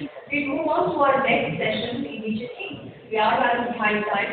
So I request to all speakers and the moderator of the next session, please steer the discussion. For speakers to stay within the time allotted to them, and the moderator to steer the discussion so that we conclude it in time There will be the lunch today, which is reading, but we are looking forward to an entire day of great knowledge sharing and collaboration. So we go ahead for our first technical session, which is on transforming education from critical, creative, and work. Indian origin CEOs of global entities have credited the rigor of the Indian education system for their success. But this very education system gets a bad rep for rote learning, where pupils are not seen as active learners, but just empty vessels to be sent with facts. Now, preparing students for the future of work requires a shift in the way education is approached, and this technical session will explore strategies and best practices for transforming education to meet the demands of the 21st century workforce. Please put hands together and welcome on stage our speakers for this session. Please welcome on stage our session chair, Dr. Madhu Chitkara, co-chair, ASSOCHAM NUC. Please also welcome on stage Dr. A. Garg, Director, KIEC Group of Institutions, who will be the moderator for this session. Please welcome the other speakers in this session. We will have Mr. Abhinav Agarwal, Entrepreneur in Residence, College Junior. We have Mr. Gopalakrishna Joshi, Executive Director and Member Secretary, Karnataka State Higher Education Council. Please welcome on stage Professor J. Gambhir, Advisor, CAD University, and former member of NSC, General Counsel, Bangalore. Please welcome on stage Ms. Jyoti Rupadel, CMIRM, Strategic Advisory Board Member, IRM India. Please welcome Mr. Devansh Singh, Partner CEO, IES University, and Mr. Vishnu Mohan, CIO, PwC.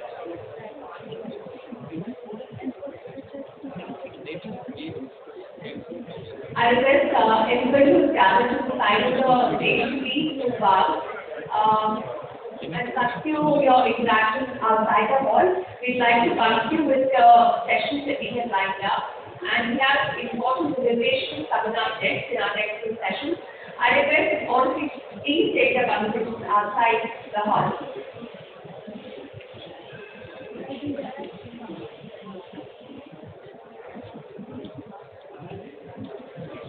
I would request everyone to please step outside the hall if you want to change your path to get to each other. We would like to proceed with the technical session. Request all of you to please step outside so that we can start with the deliberations of the technical session.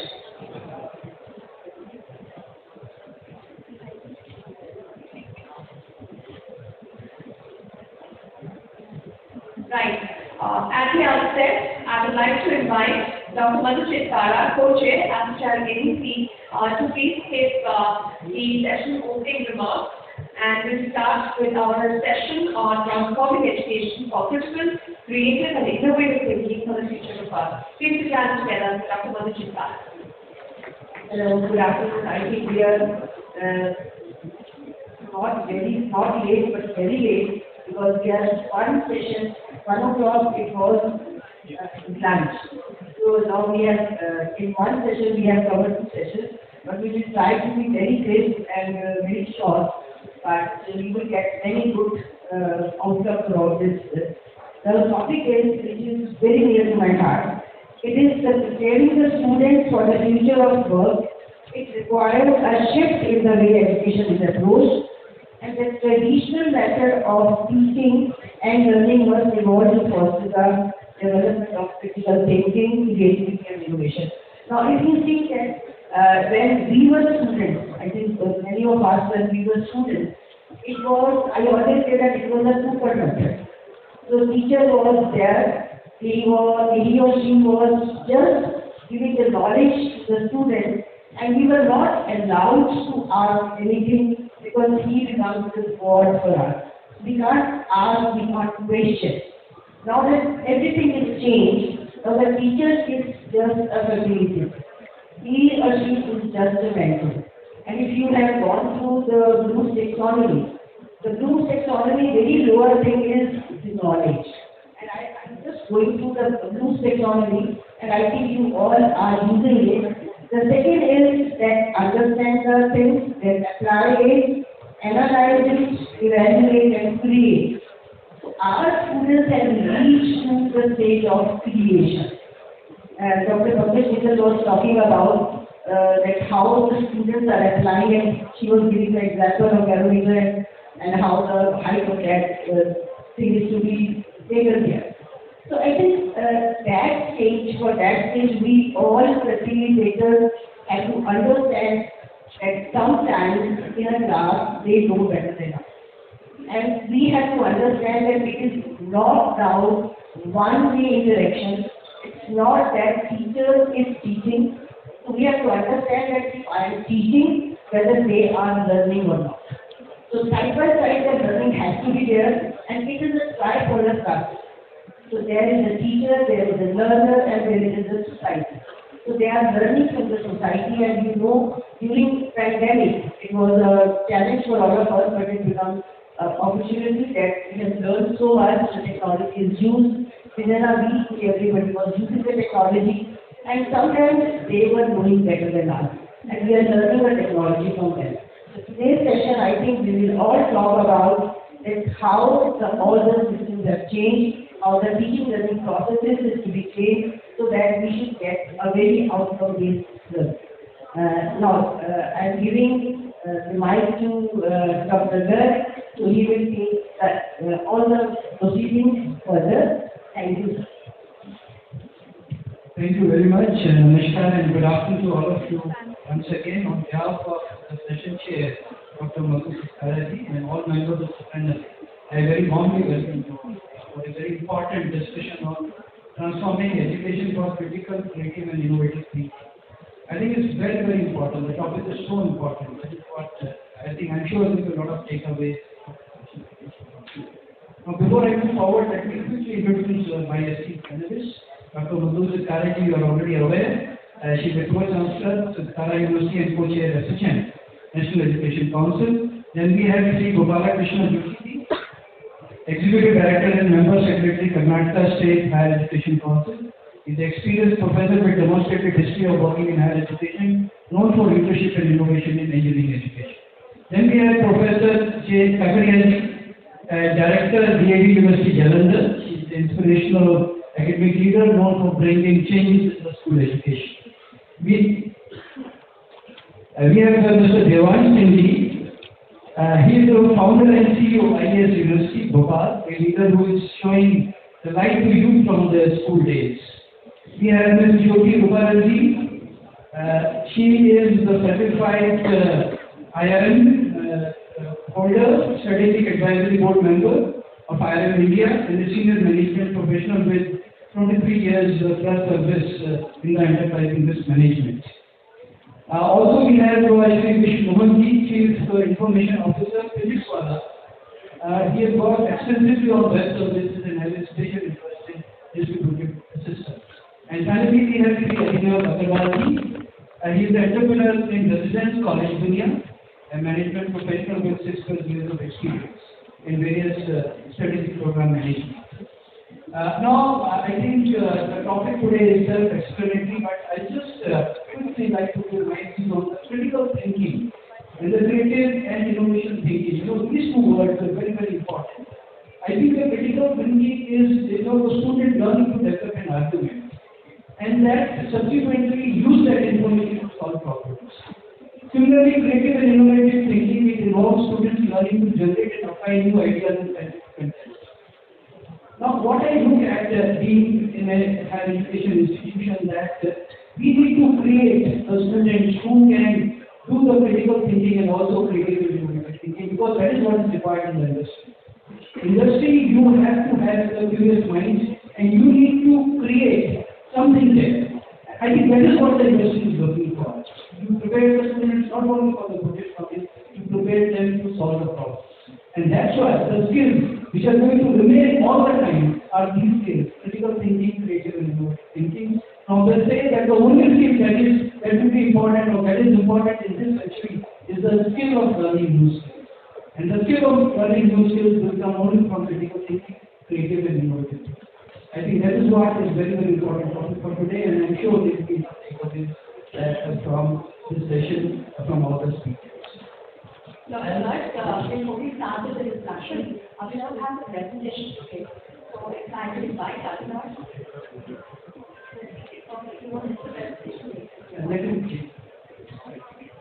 So I'll quickly upload my first question to Professor Ashutosh Sharma. And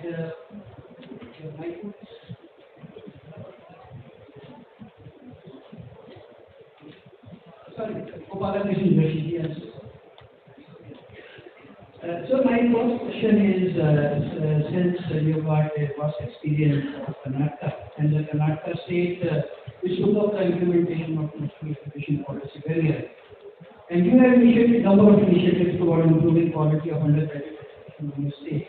What are your experiments and experiences